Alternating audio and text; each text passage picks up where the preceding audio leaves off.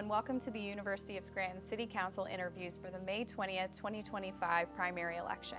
We're joined now by Patrick Flynn, who is running to be one of the Democratic nominees for the Scranton City Council. Welcome, Patrick. Thank you for being here. Thank you for having me.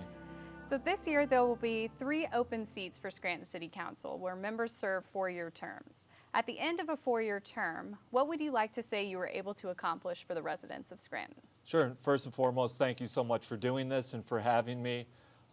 I believe I was taught from a young age that you need to leave your community a better place than how you found it. My father and mother always said that to me. So some of my main priorities, I'll address for a moment and say that what I would like to see with them over the next 4-year period. So one is homelessness, and I come at that from a place of compassion and caring and empathy. As a person in long-term recovery from the disease of addiction, I understand some of the issues that are facing our homeless and houseless populations here in Scranton. So I would really like to look at true solutions as to what the root causes of homelessness really are and address those and convene thought leaders on the topic. I know that I don't know everything, to really figure out true solutions to help individuals not just get a hot meal or a place to stay for a night, but to put them on a path to self-sustainment. So whether that be career development, job training, helping them get clothes for an interview, and really trying to figure out what they offer and what they could bring to the table to figure out what they want to do with their lives and help them get there would be a huge win for me if I could say that I helped at least start that process over the next 4 years. Another thing that I'm talking a lot about is safer neighborhoods. I'm the father of 2 young sons. I have a son, Packy, who's going to be 2 in June, and Casey, who just turned 3 months old. So I'd really like to see our neighborhoods in a safe place. So working with law enforcement, working with other members of City Council, the administration, to make sure that our neighborhoods are a great place for our children to grow up and for our children to play in a safe environment would be a huge win for me if I was able to say I could do that. Great, thank you. Scranton has seen rising concerns about housing affordability, aging infrastructure, and the availability of quality rental units. What specific policies would you propose to ensure access to safe, affordable housing for both renters and homebuyers? Sure. So for renters, I think a big issue that faces the city of Scranton is the blight issue. I know that in the Pennsylvania State House, a representative from out by Pittsburgh introduced House Bill 316, which allows so what happens is a lot of what we would call slumlords or absentee landlords, if they owe taxes or anything to the municipality because they're not paying, they're falling behind, what they'll do is they'll open up LLCs and they'll start buying up properties through those LLCs. So that is a way to combat that and fight that, because I think some of our renters in the city of Scranton just don't have any other options, and it's the same people gobbling up all of these properties and not doing anything to invest in them. You know, you see people living with lead paint chips all over the place, with asbestos, everything else, and they have no other option. So really holding them accountable for rent as landlords to these renters would be a big thing. I think we also need to look into first-time home buyer programs, as well as the transfer tax that in the city of Scranton that's twice as high as anywhere else in the county, are some things that we need to look into to see if there are opportunities for us to help individuals and families buy their first homes here in the city of Scranton, raise their families here as well, and be in a good financial position to do so. Thank you. Recently, the federal government has taken efforts to drastically downsize or eliminate certain agencies and programs, some of which are likely to affect the city's own policies and programs. How do you plan to address these potential changes in funding and support? So yeah, that's a really tricky question. I think there's a lot that goes into that with what is happening at the federal level, and everything ends up trickling down in the municipalities. And I think what people need to start understanding when they're voting in these federal elections is that it does impact your everyday life, and we are seeing that in a very negative way right now. So we need to really look at some thoughtful, innovative ideas and how to fill some of these gaps without having to produce a major tax increase or anything like that, to be able to still have the services in the city of Scranton that we have right now and expand them while a lot of the funding streams are drying up because of the cuts at the federal level. You know, as I said, I'm a person in long-term recovery, so substance use disorder, mental health at large is a big thing for me. And there's massive cuts to SAMHSA and substance use disorders. So I think it's something that I would really need to look into as to how, as a city, we could start finding ways to, match funding from the state or whatever we could do through grant funding to take that dollar that we're given and expand it and have the best use of it as possible. And I think that's something that we need to do now because we don't know what else is going to happen from the federal level. Thank you. Over the past several years, Scranton residents have expressed concerns about the rising cost of utilities.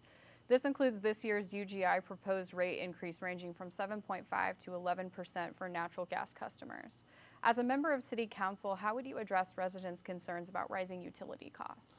Yeah, so I think the first thing is we need to be transparent and open and talk to residents about what options they have, whether it be assistance programs through the state. And getting back to your previous question, there were drastic cuts to LIHEAP from the federal level, right? So what other options do we have to help our residents in the city of Scranton combat and fight these things? And it was done with the water increase. It's being done now with the UGI increase to try to band together and fight these increases from these utility companies through the PUC and just through grassroots organizing to help. But me personally, I don't know how I would be able to afford some of my gas bill right now, right?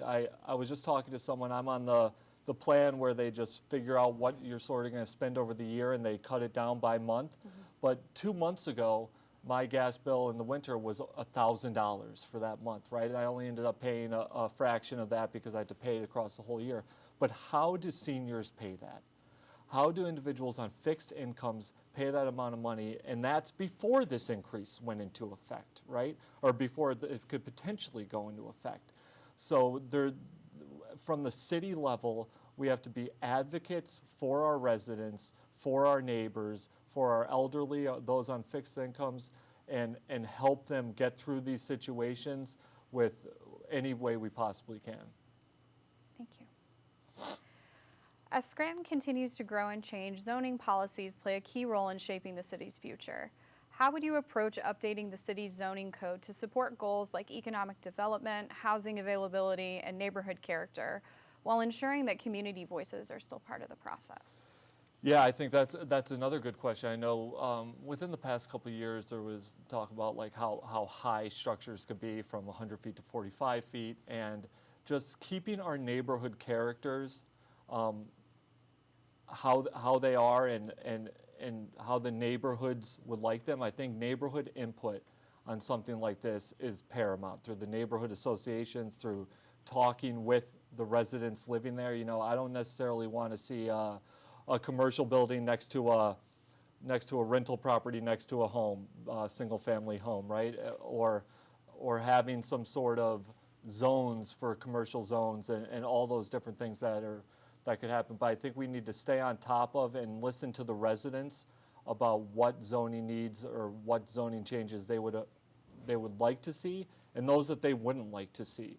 Because I'm not going to, from a city council perspective, look at making major decisions to a neighborhood that I'm not living in without hearing from those neighbors, right, and the character of that neighborhood and what they want to see there. So I think a major tenet of being on city council in general is being open and to listen to individuals and understand their concerns and just be an advocate for them.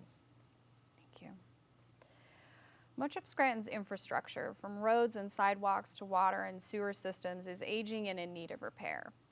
Given budget constraints and competing priorities, how would you identify and fund the most urgent infrastructure needs while ensuring long-term resilience and access across neighborhoods?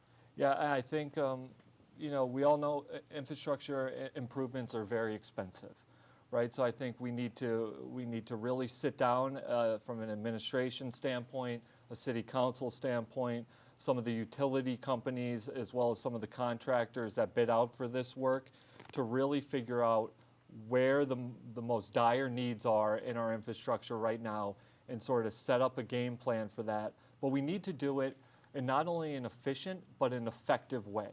Right? When we saw it far too often in the city of Scranton when we just get done paving a road and then a utility company has to come in and cut it up again to do something to it and then patch it up, right? So that is not efficient or effective. So convening everyone together to see what are our needs right now, what is of paramount importance to the city of Scranton. Let's sort of figure out in a list of most important to least important, and not to say that one at the bottom of the list shouldn't get done, because it absolutely should. But what is important for the byways through our communities, through our neighborhoods, how do we effectively do that and come up with a game plan to make sure that the city is moving forward, and not that it has to go back to fix something and then then we're taking those resources away from what that next project on that list could potentially be. So doing it in an effective way, I think, is of paramount importance, and convening everyone together to figure that out and set up that game plan. Thank you. With the time we have remaining, what else would you like voters to keep in mind when they head to the polls on Tuesday, May 20th? Yeah, I appreciate you having me. Thank you so much for this opportunity. It really means a lot to me to be able to get out here and talk to you about what I want to see different and what I want to do for the city of Scranton. I'll just say, my wife, Kate, and I are raising our two sons in the Green Ridge section of Scranton, Pennsylvania.